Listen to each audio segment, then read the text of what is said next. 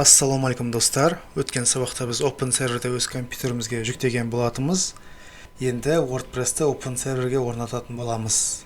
Жалпы WordPress дегеніміз не? WordPress, яғни ол алғашында блог платформаға арналған жүйе болған. Аты айтып тұрғандай Word және Press. Сөз жазамын немесе сөз басып шығару дегенді білдіреді. Ең алғашқы WordPress 2003 жылы шықты. Дәл қазір 5.8 версиясы актуалды болып табылады. Әлемдегі барлық сайттардың 42% осы WordPress жүйесіне жұмыс істейді.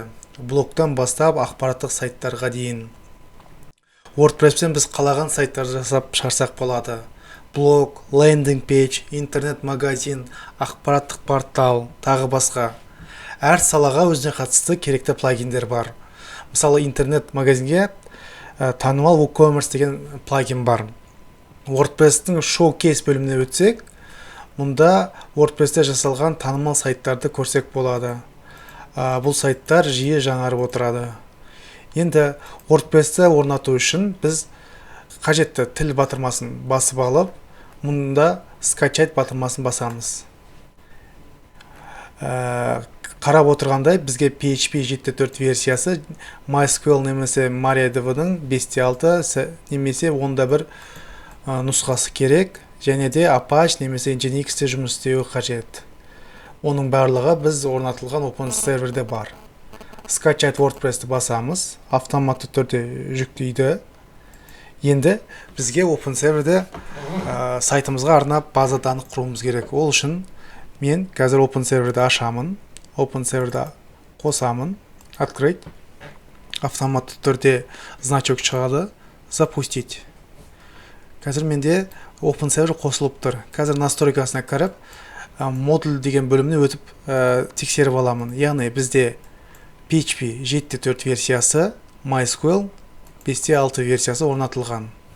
Барлығы дұрыс, сохранить. Дәл осы бөлімде бізде PHP-Admin бөлігіне кіреміз, яғни дополнительный кіреміз, PHP-Admin басамыз. PHP-Admin бөліміне өттік. Пользователі бізде root болады, пароль по умолчанию жоқ. Вперед деген басамыз. Бізде автоматты түрде PHP-Admin бөлігіне кіреді. Бұл жерде база данных атын құруымыз керек. Мен мұнда wp-test деп құрамын. База данныхтың аты wp-test болады. Создать. Көріп отырғандай wp-test құрылды. Әзірге таблицада ешқандай база данных жоқ. Енді Open Server'ге кіреміз. Localhost бөліміне өтеміз. Open Server, Domains.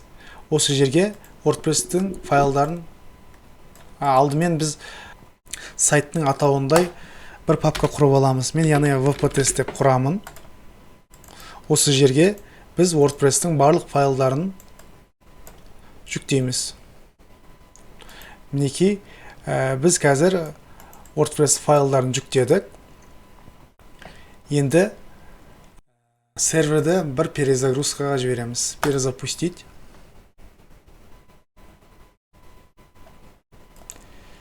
Перезапуск болды. Бұл жерде қазір My проекті деген жерде көріп отырғандай wp-test деген біздің сайттың атауы шықты. wp-testке өтеміз. Автоматты түрде WordPress-тің орнату нұсқаулығы шығады. Көріп отырғандай бізге имя база данных керек, имя пользователя база данных, пароль керек, host базы и префикс таблицалар керек. Вперед дейміз. База данныхтың аты біз бағанадай құрып өткендей wp-test. Username бізде root. По умолчанию пароль жоқ. Сервер база данных localhost, префикс таблица wp деп қалдыра саламыз.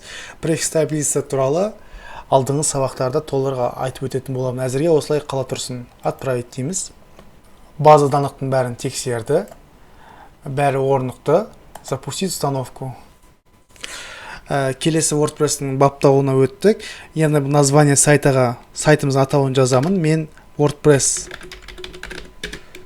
тест деп қойдым. Имя пользователіға әзірге админ деймін. Сіздерге бірақ бұлай қоюға кеңес бермеймін. Себебі қауіпсіздік жүйесінде бұл кері әсер етуі мүмкін. Парольға 1, 2, 3, 4, 5, 6 дедім. Разрешить использование слова пароля. Болашақта күрделі пароль қоямыз. Email'ымды көрсетіп өтемін. видимость для поисковых систем, яғни іздеу жүйелеріне бізді индексация жасасын немесе жасамасын деген бөлім. Әзірге осылай тұра берсін. Установить WordPress. Көріп отырғандай бізде WordPress орнатылды. Енді кірсек болады. Войти.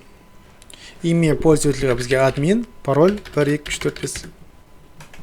Пароль өзіміздің пароліміз тереміз. Алдымызда WordPress админ панелі ашылды, немесе консул деп аталады. Алда уақытта сіздермен бірге осы админ бөлігін, фронтенд бөлігін толығырақ қарастыратын боламыз. Сұрақтарыңыз болса, түсінбеген жерлеріңіз болса, пікір қалдырсаңыздар болады. Жауап беруге тырысамын. Рахмет, каналға жазыламыз. Келесі сабақта жүздескенше.